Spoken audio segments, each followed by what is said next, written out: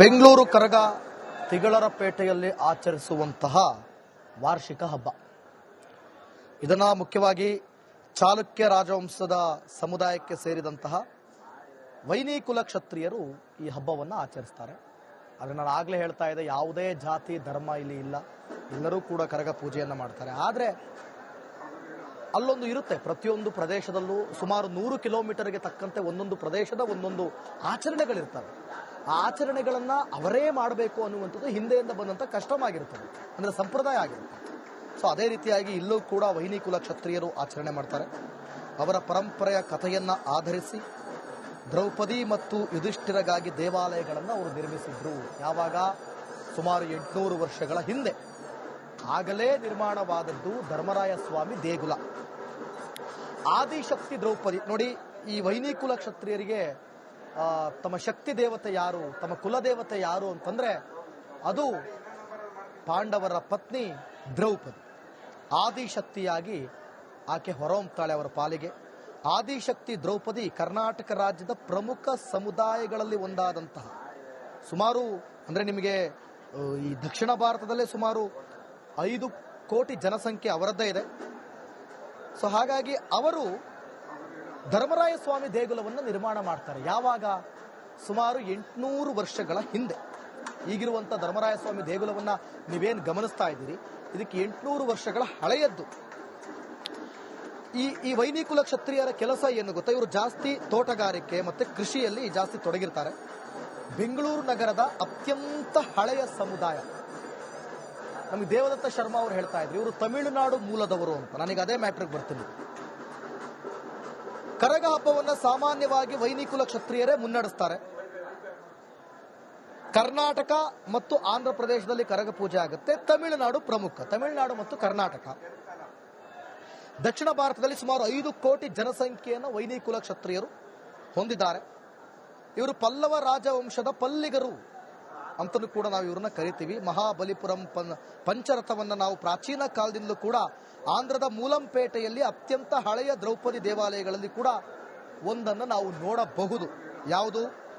ಆಂಧ್ರದ ಮೂಲಂಪೇಟೆಯಲ್ಲಿ ಪ್ರಾಚೀನ ಕಾಲದಿಂದಲೂ ಕೂಡ ಇರುವಂಥದ್ದು ಮಹಾಬಲಿಪುರಂ ಪಂಚರಥ ಅಂತ ಪಲ್ಲಿಗ ಸಮುದಾಯದವರು ನಿರ್ಮಿಸಿರುವಂತಹ ದೇವಾಲಯ. ಹಳೆಯ ದ್ರೌಪದಿ ದೇವಾಲಯಗಳಲ್ಲಿ ಇದು ಒಂದು. ಇದರ ಪದ್ಧತಿಯು ಕೂಡ ಕೋಲಾರ ಜಿಲ್ಲೆಯ ಕೆಲವು ಭಾಗಗಳಲ್ಲಿ ಮತ್ತು ಕರ್ನಾಟಕ ರಾಜ್ಯದ ಬೆಂಗಳೂರಿನಲ್ಲಿ ಬಳಕೆಯಲ್ಲಿದೆ. ಬೆಂಗಳೂರು ಎಲ್ಲ ಸಮುದಾಯದವರ, ಎಲ್ಲ ಭಾಷಿಕರ ತವರು. ಕನ್ನಡವಲ್ಲದೆ ಎಲ್ಲ ರೀತಿಯ ಆಚರಣೆಗಳನ್ನು ನಾವು ಬೆಂಗಳೂರಿನಲ್ಲಿ ನೋಡಬಹುದು.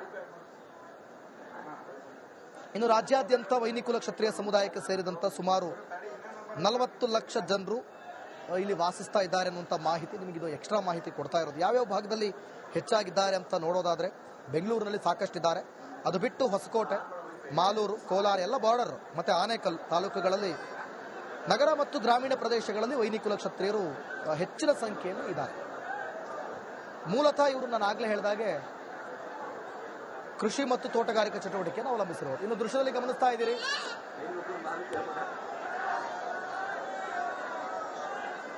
ಗಣ್ಯಾತಿ ಗಣ್ಯರೆಲ್ಲ ಕೂಡ ಆಗಮಿಸಿದೆ. ಬಹುಶಃ ತೇಜಸ್ವಿ ಸೂರ್ಯ ಅಂತ ಕಾಣುತ್ತೆ.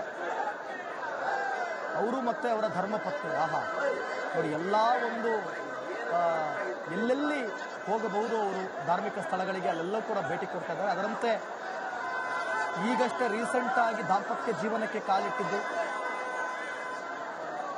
ಧರ್ಮಪತ್ನಿ ಇಬ್ಬರೂ ಕೂಡ ಬರ್ತಾ ಇದ್ದಾರೆ.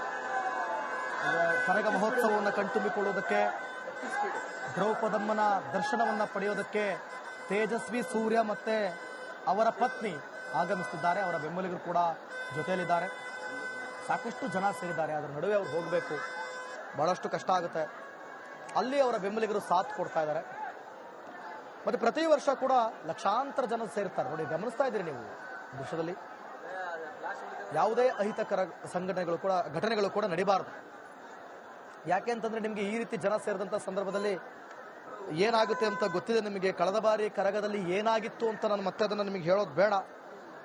ಬಹುಶಃ ಆ ಪ್ರಕರಣ ಏನಾಗಿದೆ ಅನ್ನುವಂಥ ಸದ್ಯಕ್ಕೆ ಮಾಹಿತಿ ಇಲ್ಲ. ಅದು ಆದರೂ ಕೂಡ ಯಾವುದೇ ರೀತಿ ಈ ವರ್ಷ ಅಂತಹ ಘಟನೆಗಳು ಮರುಕಳಿಸದೇ ಇರಲಿ, ಎಲ್ಲವೂ ಕೂಡ ಸುಸೂತ್ರವಾಗಿ ನಡೆಯಲಿ. ಜ್ಞಾನೇಂದ್ರ ಅವರಿಗೆ ಯಾವುದೇ ರೀತಿ ತೊಂದರೆ ಆಗದೇ ಇರಲಿ. ಎಲ್ಲವೂ ಕೂಡ ಸಲೀಸಾಗಿ ಅವರಿಗಿನ್ನೇನು ಹೇಳ್ಕೊಡ್ಬೇಕು ಅಂತಿಲ್ಲ. ಅದ್ಭುತದಲ್ಲೇ ಅದ್ಭುತ, ಅದ್ರ ಬಗ್ಗೆ ಮಾತನಾಡೋದೇ ಬೇಡ. ನೋಡಿ, ಈ ದೃಶ್ಯ ಗಮನಿಸ್ತಾ ಇದ್ದೀರಿ. ಪಾಂಡವರು ಹಿಮಾಲಯಕ್ಕೆ ಹೋಗುವಂತ ಸಂದರ್ಭದಲ್ಲಿ ದ್ರೌಪದಿ ಜೊತೆ ಕೊನೆ ಕ್ಷಣದಲ್ಲಿ ಆದಂತ ಒಂದು ಘಟನೆ ಇವತ್ತು ಕರಗ ಹಬ್ಬಕ್ಕೆ ಮೂಲ ಕಾರಣ. ಪ್ರತಿಯೊಬ್ಬರ ಮೂರ್ತಿಯನ್ನ ಬಹಳ ಮಧುವಣಗಿತ್ತಿಯಂತೆ ಅದ್ಭುತವಾಗಿ ಅಲ್ಲಿ ಅರ್ಜುನ ಮತ್ತೆ ದ್ರೌಪದಿಯ ಮೂರ್ತಿಯನ್ನು ಕೂಡ ಅಲ್ಲಿ ನಿರ್ಮಾಣ ಮಾಡಲಾಗಿದೆ ಅಂತ ಮಾಹಿತಿ ಇದೆ. ಪಾಂಡವರ ಮೂರ್ತಿಯನ್ನು ಕೂಡ ರಥದೊಳಗೆ ನಿರ್ಮಿಸಲಾಗಿದೆ. ಅಲ್ಲಿಂದ ನೇರವಾಗಿ ಕರಗವನ್ನು ಹೊತ್ತು ಆಚೆ ಬರೋದು. ಆ ಆಚೆ ಬಂದಂತ ಸಂದರ್ಭದಲ್ಲಿ ಜ್ಞಾನೇಂದ್ರ ಅವರು ಕರಗವನ್ನು ಹೋಗ್ತಾರಲ್ಲ, ಈ ಬಾರಿ ಕೂಡ ಅವರೇ ಹೋಗ್ತಾ ಇರೋದು. ಅವರ ಹಣೆ ಭಾಗದಲ್ಲಿ ಆ ದೈವಿಕ ಕಳೆ ಇದೆಯಲ್ಲ, ಅದನ್ನ ಒಂದು ನೋಡೋದೇ ಚಂದ. ಸೊ ಬಹಳ ಅದ್ಭುತದಲ್ಲೇ ಅದ್ಭುತ ಅಂತಾನೆ ಹೇಳ್ಬೋದು. ಈ ಬಾರಿ ಕರಗ ಮಹೋತ್ಸವಕ್ಕೆ ಉತ್ತಮ ರೆಸ್ಪಾನ್ಸ್ ಸಿಗ್ತಾ ಇದೆ. ಮಳೆ ಬಂದರೂ ಕೂಡ ಯಾವುದೇ ರೀತಿ ಹಿಂದೆಟಾಕುವಂತ ಪ್ರಮೇಯವೇ ಇಲ್ಲ. ಶಕ್ತ್ಯೋತ್ಸವವನ್ನ ಕಣ್ತುಂಬಿಕೊಳ್ಳೋದು ಜನಸಾಗರ, ಜನಶಕ್ತಿ ಎಷ್ಟರ ಮಟ್ಟಿಗೆ ಇದೆ ಅನ್ನುವಂಥದ್ದನ್ನ,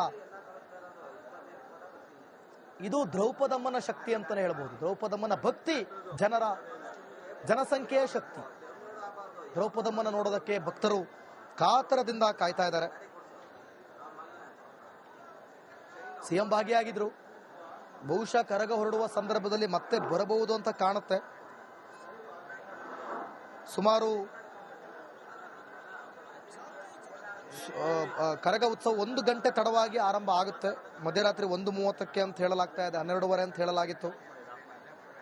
ಆದರೆ ಒಂದಷ್ಟು ತಡ ಆಗಬಹುದು. ಸುಮಾರು ನೋಡಿ, ನಾನು ಆಗ್ಲೇ ಹೇಳಿದೆ ನಿಮಗೆ, ಸೂರ್ಯನ ಕಿರಣಗಳು ಬೀಳುವ ಮುನ್ನವೇ ವಾಪಸ್ ತರಬೇಕು. ಸುಮಾರು 7:30-8 ಗಂಟೆ ಅಷ್ಟೊತ್ತಿಗೆ ದೇವಾಲಯ ವಾಪಸ್ ತಲುಪಬೇಕದು. 12:30 ಚಾಲನೆ ಅಂತ ಹೇಳಲಾಗಿತ್ತು. ಡಿ.ಕೆ. ಶಿವಕುಮಾರ್ ಕೂಡ ಬರ್ತಾರೆ ಅಂತ ಹೇಳಲಾಗಿತ್ತು. ಸಿಎಂ ಬಂದಿದ್ರು. ಬೆಂಗಳೂರು ಕರಗ ಉತ್ಸವಕ್ಕೆ ಆ ಒಂದು ಮೆರವಣಿಗೆಗೆ ಅಂತಿಮ ಹಂತದ ಸಿದ್ಧತೆ, ಜೊತೆಗೆ ವರುಣನ ಆಗಮನ ಬೇರೆ. ಮಳೆ ಬಂದರೂ ಕೂಡ ಆ ರಥಕ್ಕೆ ಸಿಂಗಾರ, ಹೂವಿನ ಅಲಂಕಾರ ಎಲ್ಲ ಆಗ್ತಾ ಇದೆ. ದೃಶ್ಯದಲ್ಲಿ ಗಮನಿಸ್ತಾ ಇದ್ದೀರಿ. ಏನ್ ಪ್ರಾಬ್ಲಮ್ ಇಲ್ಲ ಏರಿಯಾದಲ್ಲಿ? ಏನ್ ಪ್ರಾಬ್ಲಮ್? ಏನ್ ನಿಮ್ ಪ್ರಾಬ್ಲಮ್? ಇದೆಲ್ಲ ಪ್ರಾಬ್ಲಮ್ ಆಯ್ತಿಲ್ಲ ಹೇಳಿ. ಏನ್ರಿ ನಿಮ್ ಪ್ರಾಬ್ಲಮ್? ಏನ್ ನಿಮ್ ಪ್ರಾಬ್ಲಮ್ ಅಂತ ಹೇಳಿ. ಯಾರಪ್ಪ ನಗರಕ್ಕೆ? ಗಾಂಧಿನಗರ, ದಾಸರಹಳ್ಳಿ, ರಾಜರಾಜೇಶ್ವರಿ ನಗರ, ಚಾಮರಾಜಪೇಟೆ, ಹುಬ್ಬಳ್ಳಿ, ಚನ್ನಮರುತ್ತದ, ಮೈಸೂರಿಗೆ ಬಂದಿರೋದು. ಬ್ಯಾಡಗಿ ತಾಲೂಕಿಗೆ ನಾವು ಬಂದಿವ್ರಿ. ಸರ್ ಹೇಳಿ ಸರ್, ಏನ್ ಪ್ರಾಬ್ಲಮ್? ನಿಮ್ ಎಮ್ ಎಲ್ ಎ ಹೆಂಗೆ? ಏನೆಲ್ಲ ಸಮಸ್ಯೆಗಳು? ಏನ್ ಕಥೆಯಲ್ಲಿ ಬಂತ? ಯಾಯಪ್ಪ ಯಾವತ್ತೂ ಬಂದಿಲ್ಲ. 2 months ಇಂದ ನೀರಿಲ್ಲ. ಟ್ಯಾಂಕರ್ ಬರ್ಬೇಕಾದ್ರೆ ರೋಡ್ ಸರಿ ಇಲ್ಲ ಅಂತ ಯಾರ ಹತ್ರ ಹೋಗಿ ಹೇಳೋದಕ್ಕೆ ನಮ್ಗೆ ಯಾರು ಇಲ್ಲ. ಕಿತ್ತೋದ್ರೆ ಏನ್ ಅಲ್ಲ ಹಾಳಾಗೋದ್ರು ಇದು ಯಾರು ನೋಡರೇ ಗತಿ ಇಲ್ಲ. ನಾವಿದ್ದೀವಿ ಅಂತಾರೆ. ಇವಾಗ ಯಾರು ಮಗ ಒಂದ್ ದಿವಸಾನು ಬಂದಿಲ್ಲ. ಫುಲ್ ಸ್ಟ್ಯಾಂಡರ್ಡ್ ಲಕ್ಸುರಿಯಸ್ ಬೆಡ್ರೂಮ್ ಐತ್ರಿ ಅದು. Taj west end tradition blue. Meeting ನಿಮ್ದು ಮೀಟಿಂಗ್ ಇಲ್ಲಿ ಮಾಡ್ರಿ. ಇಷ್ಟು ವರ್ಷ ಆಯ್ತು, ಇದಕ್ಕೆಲ್ಲ ಯಾರು ಸರ್ ಜವಾಬ್ದಾರಿ? 2,000 ರೂಪಾಯಿ ಬ್ಯಾಂಕ್ ಹೋಗ್ತೀನಿ ಬರ್ತಾ ಇದ್ದೀನಿ. ಬ್ಯಾಂಕಿಗೆ ಹೋಗ್ತೀನಿ ಬರ್ತೀರಿ 2,000 ಮಾತ್ರ ಬರ್ತಾ ಇಲ್ಲ. 2,000 ನಂದು ಹೊಂಟೈತು. ನಿಲ್ ಮೇಲೆ ಭಾರಿ ಐಟ್ ಅದು ಮಾರಿ. ಬರಲ್ಲ ಕಣ್ರಿ ಸರ್. ರಾತ್ರಿ 1 ಗಂಟೆವರೆಗೂ ಎಣ್ಣೆ ಅಂಗಡಿ ತೆಗಿಬೇಕಾದ್ರೆ ಬೆಳಗ್ಗೆ 4 ಗಂಟೆವರೆಗೂ ತೆಗಿಬೋದಲ್ಲ. ಮಗನೂ ನೋಡಲ್ಲ, ಯಾರು ನೋಡಲ್ಲ. ನಾನು ಒಬ್ಬಳು ನೋಡ್ಸ್ಕೊಂತೀರಜ್ಜ.